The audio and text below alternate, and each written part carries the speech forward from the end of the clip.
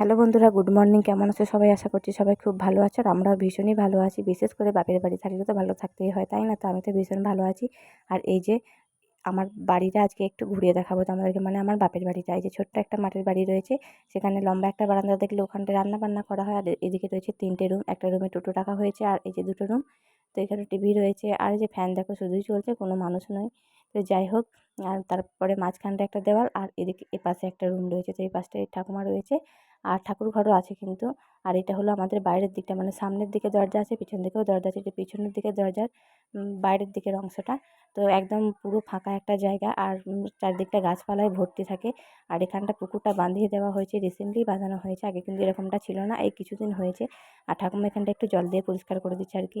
দুপুরবেলায় বিকালবেলায় একটু বসে আড্ডা মারা হয় সেই কারণে। আর যে আমি আর আমার ছেলে দেখো এখন ভিডিও করছি, কী বলবো আর, এই প্রচণ্ড গরমের মধ্যে। তোমাদের কেমন লাগলো অবশ্যই জানিও।